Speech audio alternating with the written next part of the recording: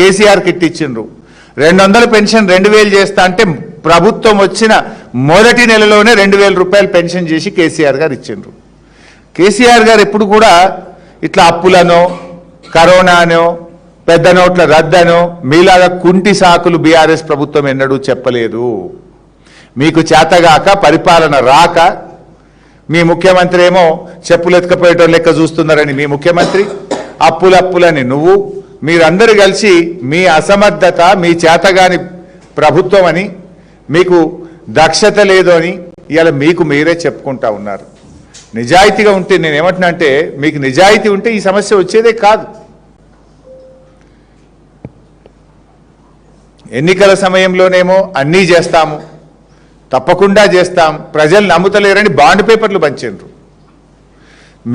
మీ bond పేపర్లను కూడా నమ్ముతారో నమ్మరో అని సోనియా గాంధీ, రాహుల్ గాంధీ, ప్రియాంక గాంధీలతో చెప్పించి నమ్మించి ఇగో ఇవి గ్యారంటీ కార్డులు. ఆ రోజు ప్రజలు నమ్మరని ఒక దిక్కు బట్టి ఇంకొక దిక్కు రేవంత్ రెడ్డి సంతకాలు పెట్టి గ్యారంటీ కార్డులు పంచి డ్రామాలాడి ఇవాళనేమో అప్పులు అని సొల్లు పురాణం, లేని అప్పులు ఉన్నట్టు చూపిస్తూ కుంటి సాకులు చెప్తూ డైవర్షన్ డ్రామాలకు మీరు పాల్పడతా ఉన్నారు. మీ అపారమైన అనుభవం మీకు ఉపయోగపడ్డది. ఎక్కడ ఉపయోగపడ్డది అంటే కమిషన్లు దండుకోవడంలో ఉపయోగపడుతుంది. బట్టి గారు సింగరేణి స్కాము, విద్యుత్ స్కాము, హ్యామ్ టెండర్ల స్కాము, గురుకుల టెండర్ల స్కాము, ఇసుక స్కాము, ఒక్కటా మీ స్కాములు, హిల్ట్ పాలసీ స్కాము. అంటే మీ అపారమైన అనుభవం అంతా కూడా ప్రజలకు గ్యారంటీలు అమలు చేయడానికో రాష్ట్ర ఆదాయాన్ని పెంచడంలో కాదు, పూటకో స్కామ్ చేయడంలో మీకు మిమ్మల్ని మించిన వాళ్ళు ఎవరు లేరు. అందుకు మాత్రం మీకు ఉపయోగపడతా ఉంది. ఇక అప్పుల విషయానికి వద్దాం. నిన్న హడావిడిగా బట్టి గారు వచ్చి డ్యామేజ్ కంట్రోల్ మళ్ళీ గొంతు పెద్దగా చేసి ఏదో గట్టిగా బిగ్గరగా అంటే నేను ఒక్కటి అంటున్నా, బట్టి గారు రంకెలు వేసినంత మాత్రాన అంకెలు మారవు. అంకెల్ ఈజ్ ఆల్వేస్ స్టాండర్డ్. ఈ అంకెలకు బడ్జెట్ ఉంది, ఒక కాగ్ ఉంది, సోషో ఎకనామిక్ సర్వే ఉంది, బడ్జెట్ లెక్కలు ఉన్నాయి. These are all public domain. మీరు కోపానికి వచ్చుడో ఆగ్రహంగా మాట్లాడతానో ఊగిపోతానో లెక్కలు మారతాయా? మారవు కదా. మీరు ఫైనాన్స్ మినిస్టర్ అయ్యి ఉండి ఒక బాధ్యతాయుతమైన రాజ్యాంగబద్ధమైన పదవిలో ఉండి కూడా తప్పులు మాట్లాడొచ్చునా, అబద్ధాలు మాట్లాడొచ్చునా నేను అడుగుతా ఉన్నా.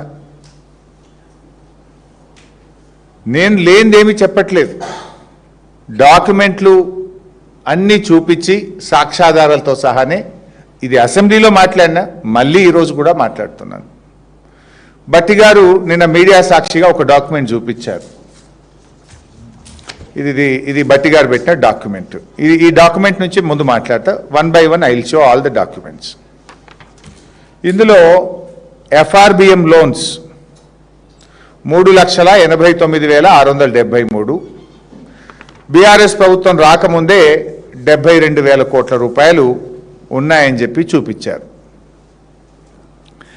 ఇలా ఎంత తెలివిగా చూపించిందంటే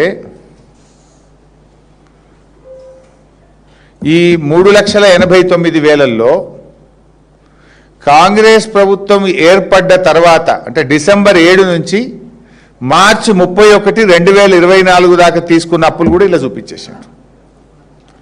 డిసెంబర్ 7కు కాంగ్రెస్ ప్రభుత్వం మార్చి 23న ఏర్పడ్డది. ఈ 3,89,000లో కాంగ్రెస్ ప్రభుత్వం ఏర్పడ్డ